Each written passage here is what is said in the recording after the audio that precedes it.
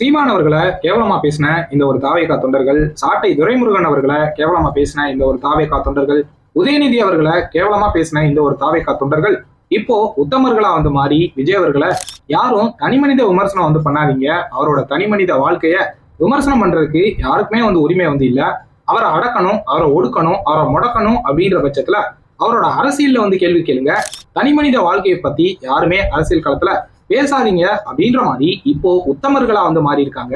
So இத பார்க்கும்போது இந்த டைலாக் தான் எனக்கு ஞாபகத்துக்கு வந்து வந்துச்சு. சீமான் அவர்களை ரொம்பவே கேவலமா பேசும்போது ஆப்வியஸா இது வந்து தனிமனித வாழ்க்கை அப்படின்னு சொல்லிட்டு தாவேகா தொண்டர்களுக்கு ஞாபகத்துக்கு வந்து வரல. சாட்டை துரைமுருகன் அவர்களை பேசும்போதும், உதயநிதி அவர்களை பல நடிகைகளோட கம்பேர் பண்ணி பேசும்போதும் அது தனிமனித தாக்குதல், அதை வந்து பேசக்கூடாது, அரசியல் களத்துல பேசவே கூடாது அப்படின்ற மாதிரி அந்த இடத்துல எல்லாம் தாவேகா தொண்டர்களுக்கு ஞாபகத்துக்கு வந்து வரல. இஷ்டத்துக்கு என்னென்னமோ வந்து பேசினாங்க. பட் இப்போ அவங்களோட தலைவர், அவங்களோட நடிகருக்கு ஒரு பிரச்சனை அப்படின்ற பட்சத்துல அதை பேசக்கூடாது அப்படின்ற மாதிரி உத்தமர்களா வேஷம் வந்து போடுறாங்க தாவேகாவோட தொண்டர்கள்.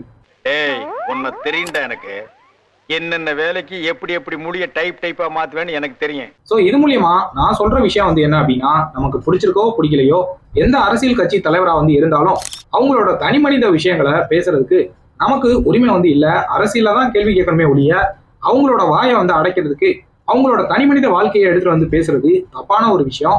பட் இப்போ அதை தாவேகாவோட தொண்டர்கள் பலருக்கும் வந்து பண்ணிட்டு, பட் தாவேகா தலைவர் விஜய் அவர்களுக்கு இப்ப பிரச்சனை அப்படின்ற பட்சத்துல உத்தமரா மாறுறத பார்க்கும்போது ஆப்வியஸா நம்ம ஒரு விஷயத்த இன்னொருத்தவங்களுக்கு சொல்றோம் அப்படின்ற பட்சத்துல ஃபர்ஸ்ட் நம்ம ஒழுங்கானவர்களா வந்து இருக்கணும். ஸோ அப்படி தாவேகாவோட தொண்டர்கள் இஷ்டத்துக்கு பலரையும் வந்து பேசிட்டு அவங்க ஒழுக்கத்தை பத்தி பேசும்போது ரொம்பவே வேடிக்கையா வந்து இருக்கு.